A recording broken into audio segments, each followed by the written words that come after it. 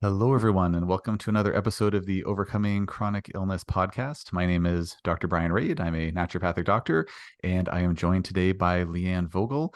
Leanne is a certified holistic nutritionist and functional blood chemistry specialist who has been in the space since 2007, helping women use a ketogenic diet to balance their hormones.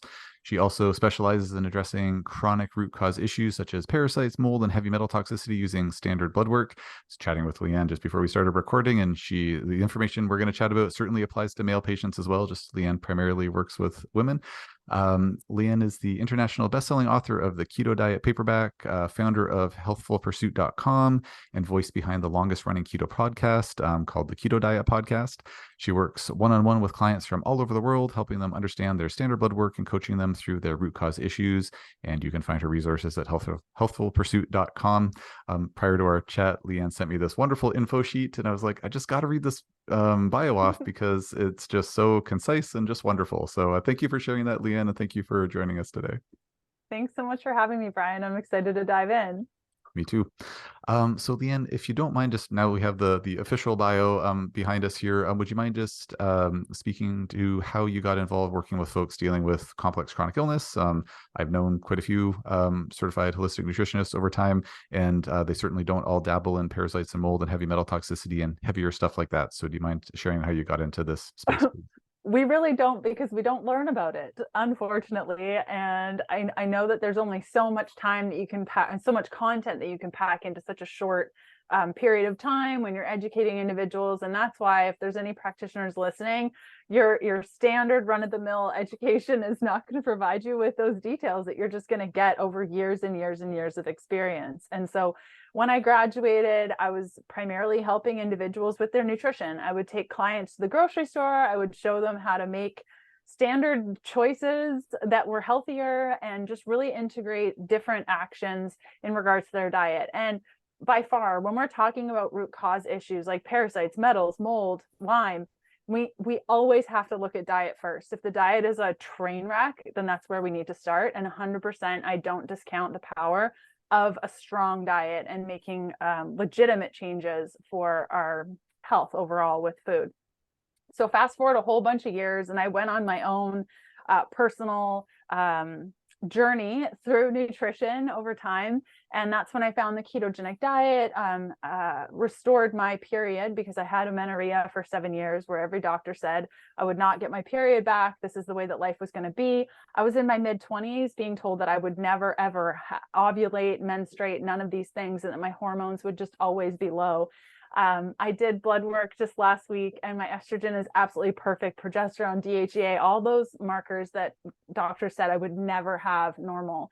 And so I really used the ketogenic diet for this. And while I was coaching individuals on the ketogenic diet, we would get in a ketogenic space, and then they would just get kicked out of ketosis, or like things would happen where they couldn't lose weight. And I'm like, it doesn't make any sense to me. They're eating well, they're moving their bodies. Why aren't they losing weight? And kind of at the same time, because I find this always just happens to me, maybe other practitioners also, of like, at the same time that I'm learning with people, I'm also learning with my body. And it just so happens that oftentimes it aligns. And so around the same time, I was having a lot of liver issues, which made no sense at all. And I went in for testing. We found a bunch of cysts in my liver. I did some stool testing and found out that I had Entamoeba histolytica, which is a pathogenic parasite that over time will ruin your liver. And that was just like, how this makes no sense. How do I have a parasite? How is it attacking my liver? Like, what is the world? And so that was in 2019. And so I started really delving into what parasites were. And then that kind of took me to metals and mold and exposures that I had had in a moldy apartment that I thought was just, you live in mold, you fix the mold. Okay, like, how could this affect you? And so at the same time, I was attracting more and more clients that were dealing with the same things. And so that's kind of how I kind of fumbled into this. And so also in 2019, I realized that I just didn't have the tools available to me to be able to coach individuals through this. So I took 4 different programs geared toward chronic issues, including functional blood work, which has been just so incredibly powerful a tool that I can guide clients through using basic lab markers to understand what chronic illnesses they're being affected with, without having to run $200 to $600 labs that are just inaccessible for most people. And so, yeah, that's kind of what takes us here today, where I coach on a variety of different things, from just those standard nutrition practices, which again, so key, absolutely essential, all the way through, you name it, parasites, GI testing, H. pylori, metals, mold, chemicals, viral components, Lyme, all the things. A lot of things. Yeah, it is really a lot of things. Yeah, well, thank you for that. That the backstory there, and that, yeah, so many of us just, this kind of path kind of finds us, so to speak, in some way, shape, or Mm-hmm. form, and through various means. So it's yeah, it's a good backstory. Couple of questions based on what you said. So when you say ketogenic diet, is that, and it just seems like there are, I know, somewhat ironically, there are different definitions of what a ketogenic diet might be. So like when you're saying, ketogenic diet, is that like, you're getting your blood ketones and your blood glucose, like, at a 1-to-1 ratio, kind of like full blown ketosis? Or are you talking like, oh, I got like, just a +1 on my ketones on my urine dipstick? Like how ketogenic are we talking here? Yeah, so it really depends on the individual. If somebody comes to me with severe mold illness, the first thing I'm going to say is, do you want to try a ketogenic diet? Because it's so fabulous for helping with a lot of mold issues. If an individual just wants to lose weight, it might not be my number one choice, depending on how they're eating. But there's, like you said, Brian, there's a vast array of different ways to approach the ketogenic diet. And if you really look at it, this has really been helpful for me in understanding how to explain this. Is if you think of just glucose burning, the ability to burn carbohydrates as fuel, which many of us are very accustomed to, there are multiple diets within that allow us to burn carbohydrates as fuel. Like if you just think of paleo and FODMAP and antihistamine and just all the different types of primal, which is different than paleo, just a non-standard American diet, a standard American diet. These are all ways that we burn glucose as energy. Then on the flip side, when we're in a ketogenic state, there are multiple different ways to approach this. So, a Parkinson's patient is going to have a very different ketogenic diet than a woman who wants to lose 10 pounds to get her brain fog under control. And so primarily my focus, just to do a blanket statement on the ketogenic diet, is we're eating a a high fat, low carbohydrate diet with moderate to high protein. There was a time where a lot of individuals online were talking about gluconeogenesis as a state where if we had too much protein, it would kick us out of ketosis. And while if you're a diabetic, that may be important to you to really watch the protein, most individuals, specifically women, do not eat enough protein. And so the approach that I generally take to a ketogenic diet is going to usually be a little bit higher in carbohydrates, so we can get a lot of the micronutrients in, and a little bit higher in protein, so that we're not breaking down muscle. And that's the big thing about keto, and where people get really caught up, is if I don't see the scale move, then keto's not working. And oftentimes I've seen when the scale is moving down, it's usually because we are losing muscle. And so it really depends on the individual, but I prioritize micronutrients over the macronutrient profile, so we can make sure that we are benefiting the gut. If we look at most individuals on a ketogenic diet, when I am able to do a stool test with them, their Fasobacterium and Akkermansia, which are two key bacteria in the gut, when these two are low, there's going to be massive issues across the mucosal layer. And so if you're eating a low carb diet, you're not feeding these bacteria, and you will have issues in the future. And so just being mindful of that, of if we want to keep those keystone bacteria like really healthy, add blackberries to your diet, add raspberries to your diet. It may mean that you're a little bit higher in carbohydrates, but will eliminate that concern further down the line of these lower bacteriums. And even too, with Akkermansia, it will affect our glucose control. And so if you're on a ketogenic diet and you're eating low carb and you can't control your glucose, and it's spiking up in the evenings and you just can't control it, it could be because of the gut bacteria that you're not feeding. And so it's never simple of just like do this and everything will work. It's really these pieces, and the ketogenic diet is powerful, but going too strict with it, I haven't seen overly helpful in those just looking to benefit their health long term. So if I'm kind of paraphrasing correctly here, it's really more about trying to match the right makeup, like kind of the more bird's eye view makeup of the diet for the patient, given their health goals, their underlying health concern, underlying health issues, as opposed to like necessarily being concerned about seeing objective signs of ketosis on blood tests or urine tests. Is that fair? Yeah, I mean, if you need to go that deep, you can, but I think initially a good rule of thumb is just get comfortable with carbohydrates, what they are, what they're in, and you may find that you eat a ton of carbs that just aren't benefiting you. And to start to be strategic around the types of carbs that you are eating. Like kiwi is going to be far better in fiber and just micronutrients than a fruit roll up, so making that simple change, very similar carbohydrate amount, around 15 grams of carbs, but totally different structure. And so just being mindful of that, far more than, do you have ketones in your urine? Are you testing for ketones in your blood? Like yeah, you can go there if you need to, and some chronically ill individuals may have to, but I think a really good first step is just understanding the carbohydrates that you're consuming, the fats that you're consuming, where that protein amount is, and kind of switching things up a little bit with those macros. And oddly enough, the fruit roll up comment just reminded me to, as per usual, remind everyone that nothing we're talking about today should be construed as medical advice. This is all for informational purposes only. If you need any health advice, please talk to your healthcare provider to get that advice. And also, if you're the folks behind fruit roll ups, please don't sue us for throwing you out of the bus. But I fully agree, fruit roll ups, awful choice almost all the time. And yes, kiwi, definitely a better choice. Yeah. Yeah. Just we could sum up the whole podcast right there. Kiwi better than fruit roll-ups. End of conversation. Exactly. And mic drop. No. There we go. Exactly. Yeah, and I've got a big mic to drop over here. Yeah, Snowball seriously. mic. Yeah. Serious. Yeah. I need to get a slicker thing like the AirPods or something like that. But just I love my snowball.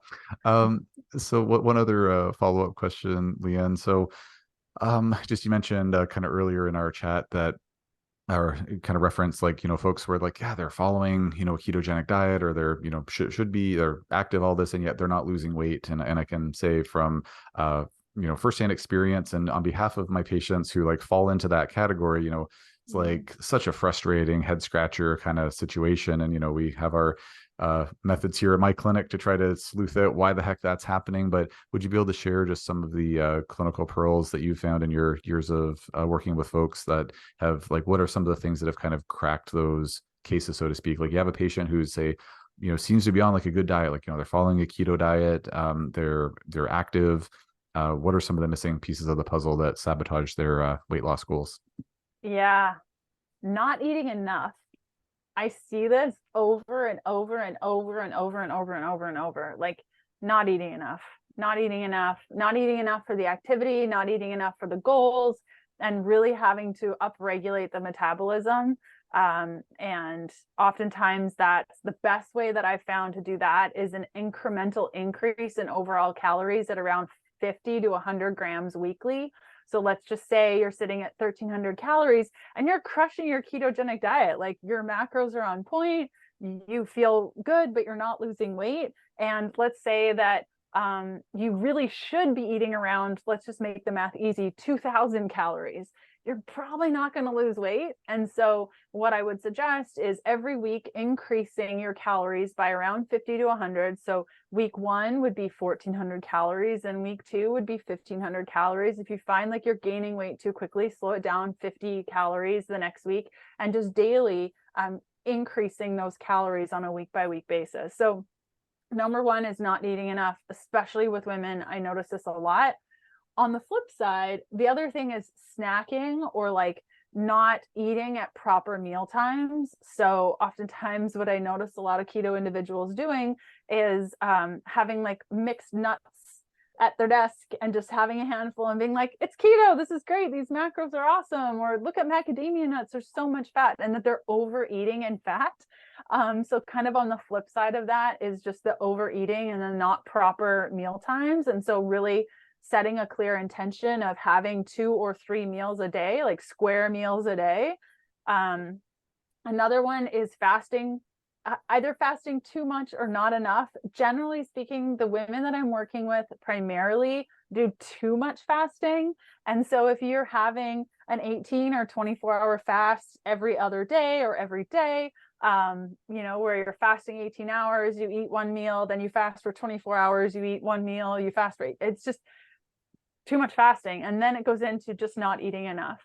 I think another big piece is liver dysregulation. So the liver is required massively in the production of ketones and being able to properly make this diet work. And so if your liver is like mine was a couple of years ago and just not healthy, or if you had your gallbladder removed 20 years ago, when you have your gallbladder removed, it doesn't really remove the problem. It just removes the organ that was responding to the problem. And so really delving deep into what's going on with my liver. Where's my ALT, AST, GGT at? Where's my alkaline phosphatase? What is my bilirubin looking like from a functional perspective? And really delving deep, do I need to work on my liver drainage a little bit more? The number one way, as long as you don't have an experience with gallstones and you still have your gallbladder, or blockages or those sorts of things, are castor oil packs, and really getting consistent with those.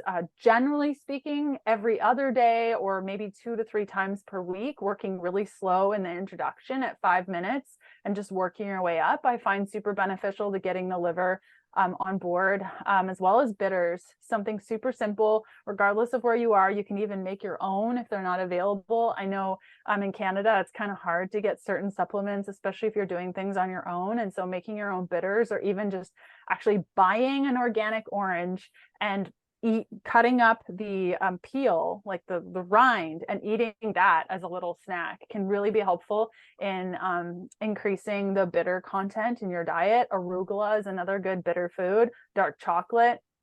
So really focusing on the liver, because when the liver is not optimal, your ketogenic diet is not going to be optimal. And then sleep. So a lot of women, as we reach 40, 45, we start dealing with perimenopause, maybe even before that. Our livers are not super awesome. Our sleep gets dysregulated. We're not getting a good enough sleep, so we're not generating a good amount of ketones. Our glucose is sideways. Really prioritizing sleep and understanding what's affecting your sleep. Number one thing here is usually a drop in progesterone. And so oftentimes usually in this area, things like vitamin B6 could be helpful. Progesterone, topically or orally, could be helpful to just regulate that sleep, in addition to like, don't watch TV in bed, and like, don't go to bed at 11 o'clock and expect to have a good sleep, and sleeping in a temperature controlled room, or getting something like a chilly sleep, and those certain things. Sleep is so important.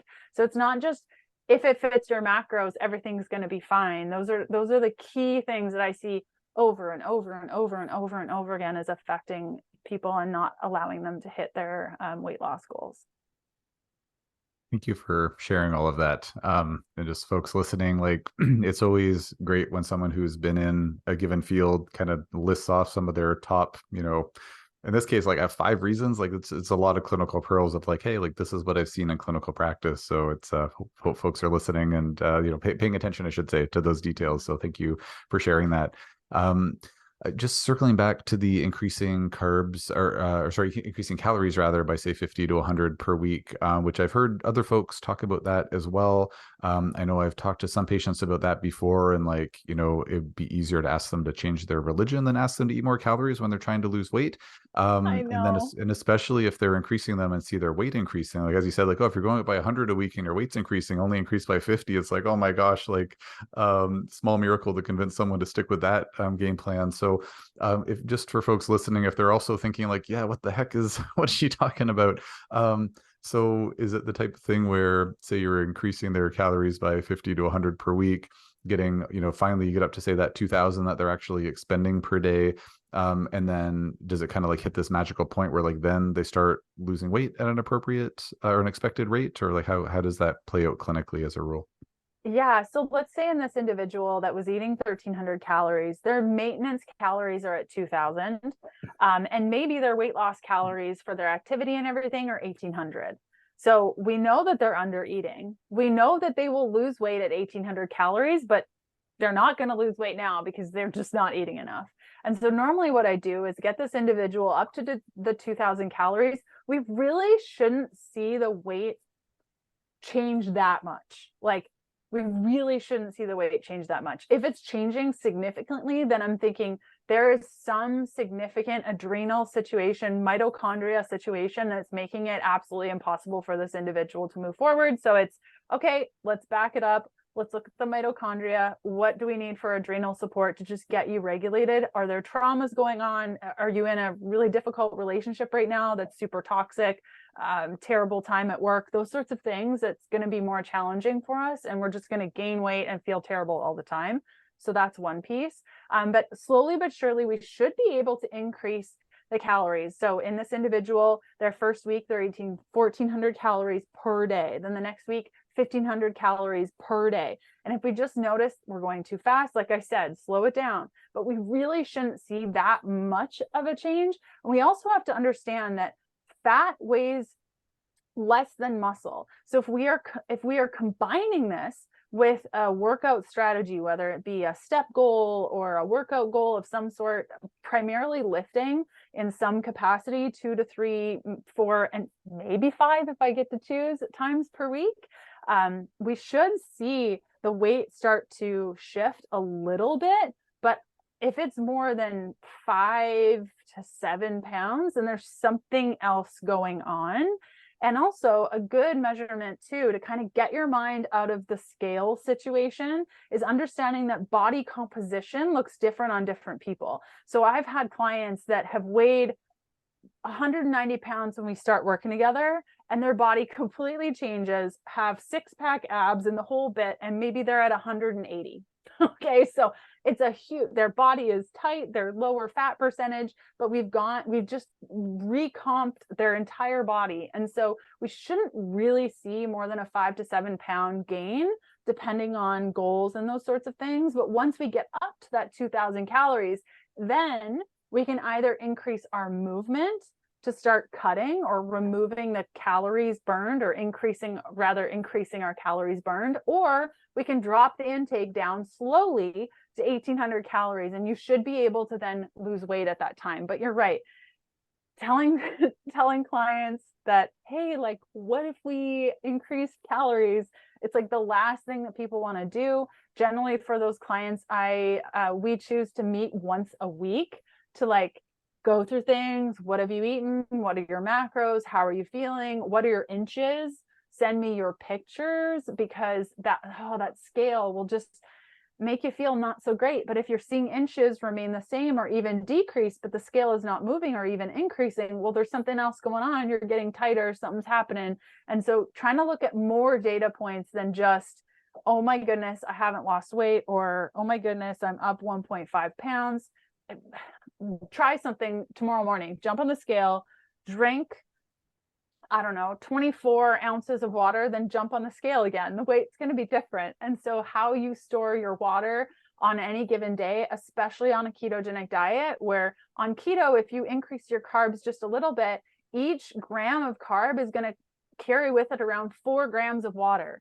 And so if you increased your carbs one day, you're going to weigh more tomorrow. Is it fat? No, it's water. And so just constantly preaching yourselves these truths over and over and over and over again is really helpful. So you should be able to lose weight at that, maybe even that 2000 calorie amount. It might not be that you are actually seeing the scale move, but you're seeing your body change. And that's what we care about. And that's where the inches and pictures of yourself are a good reminder of how you're progressing. Okay. Well, thank you for that info. And I would like to move to a different topic. I'm just going to ask you one more follow-up question here, because again, I'm curious what your answer would be, and I'm sure folks listening would be curious about this too. And then I promise to the listeners, we'll move on to something that's not just about weight management.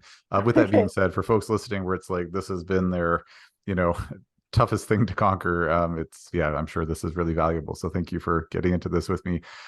So folks listening might be wondering, like, so Leanne, you spin a good yarn, but how the heck is it that eating more calories would cause me to lose weight? Like, what's the approximate mechanism there? Like, I'm burning 2,000 a day with my activity. I want to be in a bit of a calorie deficit, so I'm actually losing some weight over time. So maybe I'll aim for 1,800. How is it that only eating 1,300 is somehow like interfering with my ability to lose weight? Yeah. So your base metabolic rate, depending on this individual, is really how many calories your body needs to just function. That's like beating heart, growing nails, hair, like hair growing. One of the number one things that I see in individuals that aren't eating enough is that they're losing a lot of hair, that their skin is really like loose and dull and just like not great. And because the body's just deprioritizing things, you are not eating enough. It's like having a car and saying, well, I don't have enough money to fill it with gas, so I'm just going to see if the car will run on empty. Like, you're just not going to get very far. And so, unfortunately, in a car, the car can't say, okay, we're getting close to empty, so we're going to like stop burning as much fuel. But the body is so innately just incredible that it's like, wait a minute, we're not getting enough. So we're gonna just kibosh the whole hormone balancing thing. We're gonna cut out all the hair growing and nails and skin. We don't care about that. We just need to keep the heart beating. Even the digestive system will shut down. Constipation, number one thing, I'm always like, are you eating enough? Because if you're not eating enough, your peristalsis of your body is just not going to work properly, and you're not going to be pooing regularly. And so, yeah, you want to be in a deficit from how much you're burning. If your base metabolic rate, let's do easy math, is 1,500 per day, and then your activities and everything else puts you at 2,000, but you're eating 1,300, the math doesn't make sense. You're at way too much of a deficit for way too long of a time to make any significant changes. Like, max deficit, max would be 20%. And that's a lot. And that's really challenging long-term to do. So if the individual was eating 2,000 calories, a 10% deficit would be 200 calories. And I think that that's a really good place to aim for. So it's just not enough. You just can't work with that. It's like trying to pay a bill and saying, well, it's $100, but I only have 20. No, you owe 100. Like, and so that's kind of how the body works too. That's thank you for that. And just kind of circling back to something you said, like where it's, just we break that down, like basal metabolic rate, like, it's your to fuel your basic metabolism. And, what is your metabolism? When we talk about metabolism as being like this, thing is like, I have a good metabolism, bad metabolism, high, fast, or slow or fast or whatever.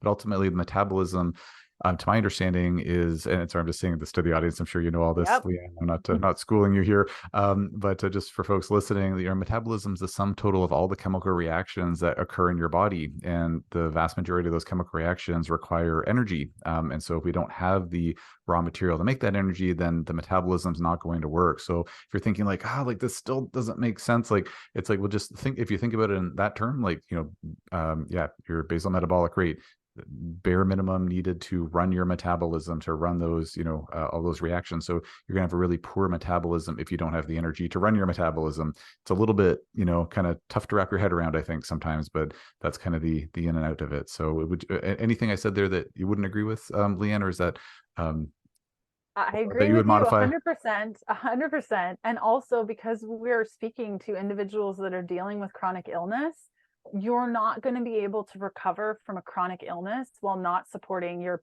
basal metabolic rate. If you're dealing with any of these issues, you need a substantial amount of energy, a substantial amount of healing, and we're just not going to be able to achieve that when you're not eating enough.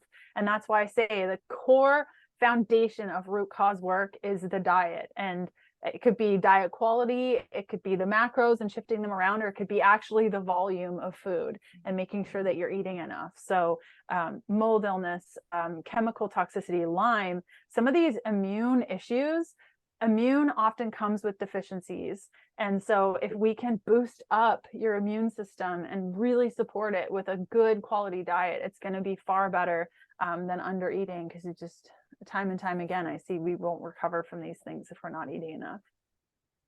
I've definitely seen that in practice, like at a more extreme end, like where folks are like, "Oh, I've read about this fasting protocol or something," and like sometimes it's a good choice, but oftentimes, as you're for folks who are just listening to the podcast, Leanne's making a horrified face, so giving the no way gesture. Yeah, people can get really depleted. I've seen folks make themselves like quite a bit worse. It takes a long time to bounce back from it sometimes. So Yep. timing is everything, and yeah, it's usually better to nourish the body when it's in a super depleted state as opposed to restricting it. But we should switch topics here, Leanne, if you don't mind. I know it's my fault here that we're still on this topic, but it's I think it's a fascinating one, and again, I think a lot of folks will be interested in hearing about it.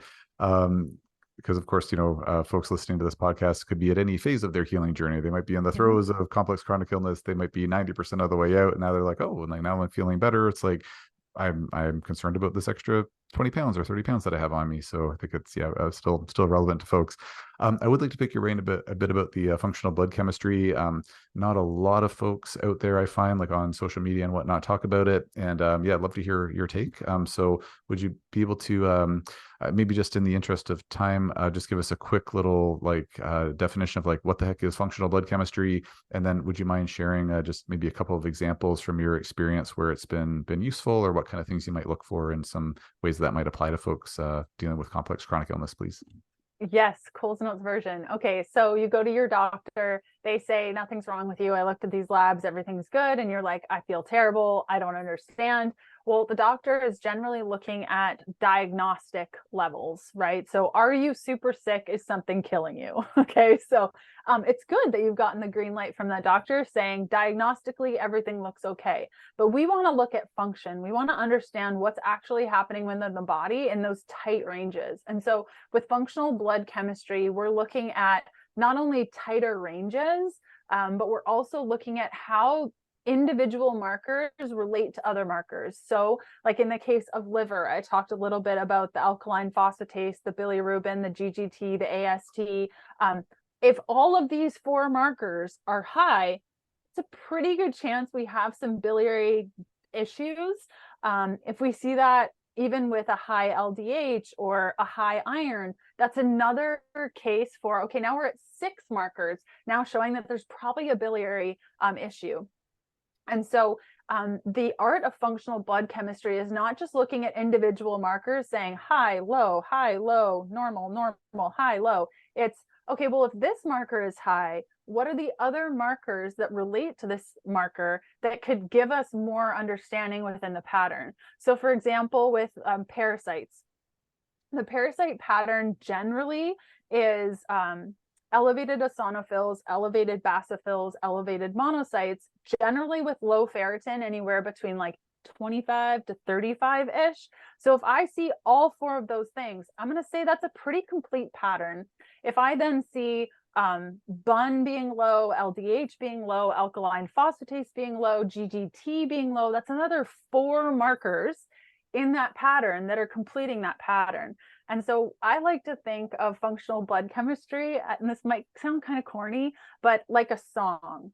And really our goal as a practitioner is understanding what is the song that the body is telling us. It's not just one note, it's multiple notes within that song that tells us, are we dealing with parasites? Are we dealing with H. pylori or copper anemia we can see, or iron anemia, which people are familiar with, and most doctors will jump on that. We can see mast cell activation. We can see viruses. We can see heavy metals, low hydrochloric acid, digestive distress. All these different songs can be played within our blood work. And the more markers or notes that we see within this blood work, the more it completes that song of low hydrochloric acid or Lyme or those sorts of things. So that's kind of an introduction into functional blood chemistry. And I found it to be so helpful, even in my own experience. So a little quick story. I started working out about a year ago, and with my background of not eating enough for many, many years, I have to be just kind of on the lookout for adrenal issues that might happen. And over the last week, I felt kind of depleted.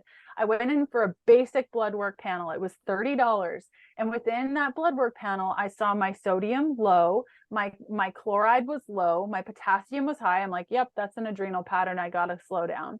Those are basic markers. I think that those blood tests alone are probably $1, and that can give me phenomenal information about how hard I'm pushing and the fact that I need to back down a little bit. So we can use these in all settings. But the blood and the cells, which is what we're testing for, the cells respond so quickly to the environment. And so we can see how protocols are progressing and how we're doing based on standard blood work that costs a couple dollars versus, a mycotoxin test that might cost $200 to $450, depending on which ones you're running. And we can see the body's response to mycotoxins in blood work. So why wouldn't we start with blood work, see if we have those markers and symptoms, and then address accordingly and check on blood work, as opposed to constantly running these mycotoxin tests, which can be quite expensive. They are very expensive, to say the very least. And if you don't mind sharing, Leanne, because I'm sure a number of folks listening would be like, "Oh, mold, like that's something that applies to me." What are some of the markers that you'd be looking at with like that might come up in someone who's mold toxic? Yeah, so the reason I didn't give an example for mold is because it's quite a complicated song, quote Okay. unquote. So the mold pattern generally, we're going to see elevated monocytes. We're usually going to see low pH, low CO2, low ferritin, usually low A1C. Then it gets complicated, high or low. Okay. White blood cells, RBCs can be high or low, iron, total cholesterol, LDL. Generally speaking, when I look at a cholesterol panel and I see it super, super elevated, I'm going to go more on the side of thyroid issues, parasites first, and just addressing the gut. If it continues to be elevated or starts dropping down, or I see a cholesterol panel that's super low, I'm thinking mold. If cholesterol is super tanked, or LDL is super tanked, HDL is super tanked, thinking mold. Glucose when it's super low, HbA1c when it's high or low, CRP, ESR high or low, TGF beta 1 usually elevated. Yeah, that one, it's a really complicated song, and it takes a long time of a lot of labs to start seeing it and picking it out. Creatinine can be high or low, BUN can be high or low, uric acid, phosphorus, alkaline phosphatase, AST, ALT can all be high or low. So if we're seeing all these markers either super high or super low, generally in chronic mold, we're going to see all of that low. Like it's just going to be low, chronic. If we're seeing it elevated, usually a rule of thumb is if I'm seeing elevation, the body's still got some kick and vitality in there. When I'm seeing it low, the body is just like, I'm done. I'm out. This is chronic. And it's usually going to take a lot longer to recoup from that than it will a body that's still responding to the situation. When it stops responding, that's usually when we have an issue. But a good marker, if I could just answer really quickly, of like, I would look at cholesterol panel, and if you've been told multiple times your cholesterol is just really low, then I would think mold. That's just a general statement. It could be other things. But again, that mold mycotoxin pattern is a little bit complicated.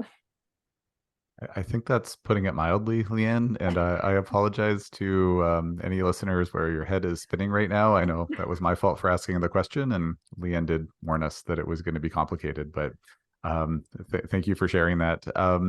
Just one thing to clarify, and I assume I know the answer from being familiar with functional blood chemistry myself, but when you say high and low, I'm assuming you're meaning like in the standard reference range, but kind of like high end of normal, low end of normal, like that's what you mean by high and low as a general rule, I assume?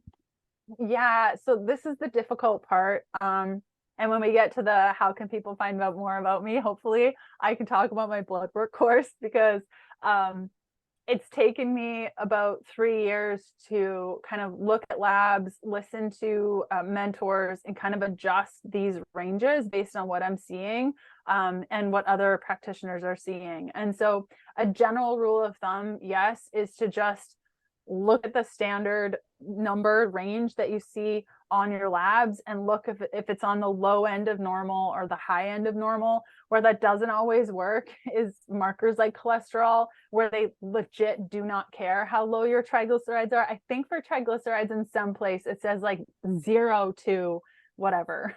So it's like, you don't want your triglycerides to be 0. This is a bad idea. And so for certain things like that, it doesn't make sense. But for, your CBC with differential, which includes your white blood cells and red blood cells, it's a good way to kind of see high or low, kind of in between. You kind of want it like in the middle of most things. And yeah, if it's outside of the diagnostic ranges, then it needs to be addressed like now, functionally. If your doctor doesn't say there's something diagnostic going on, obviously. Okay. Thank you for that. And just where I know we're kind of winding down on time here a bit, Leanne, I know you also have a lot of wisdom around parasites as well. One of my favorite questions to ask, because I've talked to several other guests about parasites over the lifetime of the podcast. One of my favorite questions to ask is, what are just some of the top therapeutic agents that you've either recommended or seen, observed by proxy that have been the most effective, pharmaceutical versus non-pharmaceutical options? Can you do it all through diet? If we want to just kick some critters to the curb, what are some of the heavy hitters that you've found in your experience? That's a very good question. I love more than anything killing parasites. It is like this, I don't know. I think like I just love it so much. So first you need to know and not be discouraged that even if you try some of these things and you don't see parasites being passed, 30% are seen, 70% you won't. And so don't be discouraged if you're picking around in your poo and you see nothing. Because like Entamoeba histolytica, for example, you're not going to be able to see that. And I was always really discouraged, even though I knew I wouldn't see anything. I just really wanted to see something. So in the case of my example, Entamoeba histolytica, I used a lot of different natural antimicrobials, but about 1.5 years in, I was like, I got to use the heavy hitters. And I did 1 round of antibiotic, like double antibiotic therapy. And that was like, I think it worked only because I had been at it for so long with natural means. And some individuals decide to do fully natural. Some, like me, do a combination. Others are like, I'm just going to go with the medication. I think the approach that I've seen most effective is a combination of both. When we have some serious heavy hitters, like in the case of like Giardia or the Entamoeba histolytica, where you just need a combination of things generally, I would say my all-time favorite antimicrobial is Mimosa pudica. I love this because whether you have mast cell activation or you're chronically just totally flatlined, I find mimosa to be the least likely to trigger any sort of Herx reaction or mast cell reaction, because a lot of these antimicrobials will. And so the Mimosa pudica, time and time again, is just like fantastic. I love using solo herbals. They're probably my favorite, like berberine and oil of oregano and those sorts of things. So we can really, if an individual is sensitive, like if you have Lyme and you also have parasites, the last thing you want to do is do like a multi herbal remedy that's super strong, because it will knock you on your butt and you will just hate doing it. I really like Vedanga and Artemisia, Mimosa we already talked about, the golden thread, also known as berberine. I like a good black walnut, but it depends on the individual and like how much they're able to handle.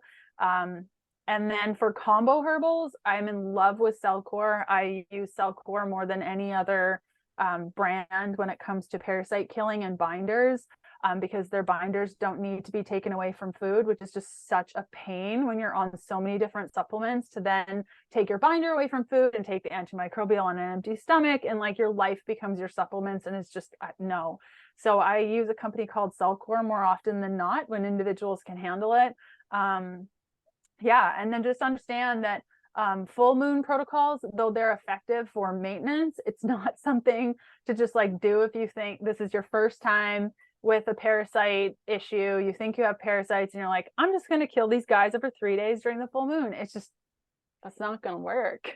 So you need to be more strategic in your operation. And I think, unfortunately, due to social media, there's just a lot of people that talk about the full moon thing. So yeah, just at least a month, maybe a little bit longer. Individual herbals if you're sensitive, combo herbals if you're not, and medication if it's just not doing the trick. But more oftentimes than not, we can kill them with just herbal remedies. But some cases, including myself, I had to go for the heavy hitters. And I'm assuming just to make sure that nobody's misconstruing anything here. I'm assuming that you're saying that it's probably not going to work to do a full moon protocol, just like say treating parasites 3 days a month, which I couldn't agree with more. But that I'm sure you've certainly had patients and acknowledged that some folks definitely have worse symptoms around the full moon. Like I'm sure seen that pattern a number of times before. Yes. Oh yeah. The full moon sucks. And once you get into maintenance, when you've killed off parasites, symptoms are way down. A good way to make sure that parasites don't set up camp long term is the full moon protocol. But the full moon protocol is not something you do when it's like, I have a serious parasite issue. I'm going to cleanse for 3 days and kill these guys. It's just not enough time. Most parasites have a longer life cycle, which just means you're going to have to be on these things longer than 3 days, is what I meant by that. Yeah, 100%. And that's what I took. I just, wanted to make sure crystal clear. Always a smart idea to make sure. I think so. Leanne, thanks so much for sharing all of this information with the listeners today. Just as we're wrapping up here, I'd like to ask you about just how folks can get in touch with you, or how they can access any offerings that you have online or whatnot, how they can find you on social media. Just before we jump into that, though, are there any parting words or anything that you wanted to mention to listeners that we haven't got into? I'm sure we could talk for hours longer, but any other big take homes, or if not, that's okay. But just want to give you the chance. I think the most important thing and the most common conversation I have with every client is that patience is required. A lot of the people that you hear sharing their stories, including my own, I started this journey in 2007. So I've been at this a really long time, working on my personal health, working with individuals, and this stuff takes time. My health is not perfect now. It's far better than it was. But I think the danger we have with any goals that we have in regards to our health, wellness, whether we're chronically ill, and I've been there, I've had months where I didn't get out of bed because I was so sick from mold and had no idea what was going on. And it's taken over a decade to get back to the gym and training and all those things. So just have patience for yourself, have grace for yourself, and understand that if you are shifting in symptoms by a couple percent every month, that is a very, very, very, very good goal. And try not to think so much about that end goal, but just those small progressive steps, because it can get really discouraging if you're looking at the big picture. And that can cause some issues in your mind, which then presents itself as symptoms. So just try to have patience and understand that setting little baby goals, like, I'm going to go for a 5-minute walk in the sun. I remember having to set that goal and getting 3 minutes and having to sit down. And so just those baby goals, not I'm going to run a marathon in a year. That's just way too far off. And so have patience with yourself, grace for yourself, and make those mini goals. So I wish I would have heard that a lot more and actually believed it when I was really sick. Well, take it from one who's been there, folks. So I think it's good advice. So yeah, some cases, of course, progress faster than that, but some are really slow. And it's you have two options: keep plodding along one step at a time, or give up. And man, just got to make that decision. But folks like us are there to help along the way, and we just move along as quick as we're able to. Thank you for sharing all of that, Leanne. So how can folks find you on social media? How can they work with you if you work with folks? Well, I know you work with folks all around the world, according to the wonderful bio that you sent me. So how can folks get in touch with you in various ways?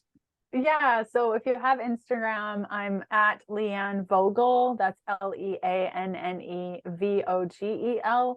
I also have a website, healthfulpursuit.com. If that's just like you don't even know how to spell healthful or pursuit, you're not the only ones. You can go to leannevogel.com and it'll redirect there. Within that space, I have a blood work course that just gives you those functional ranges that you can kind of look at your own blood work, sit down. It's less than $100 for the full course, including videos and the ranges and all the markers, which is like unheard of. And so just kind of sitting down with your blood work and making sense of it all the way through to working with me in a group setting, a macro setting, if you just need help with diet alone, or like full on root cause, getting in there, getting in the trenches and figuring out what is going on with your body. So all that is accessible through healthfulpursuit.com, or again, leannevogel.com if you can't spell either one.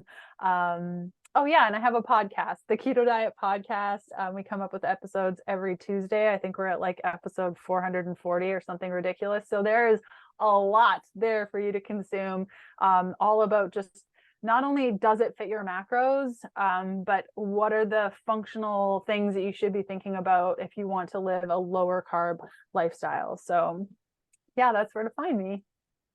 Wonderful. Well, thank you for sharing that. And I will include links to all of those resources in the show notes. So if you're listening to this on a podcast platform, just check the show notes. If you're watching this on YouTube, then it'll be in the comment section below. Thanks so much for joining me, Leanne. It was a wonderful chat, and I really appreciate your time. Thanks for having me, Brian. This was wonderful. Your questions were so great, and I hope that people learned all the things from us today. So thank you. Oh, thanks for the feedback. I hope so too. And thank you to everyone listening to this episode of the Overcoming Chronic Illness podcast. We will be back with another one in a couple of weeks.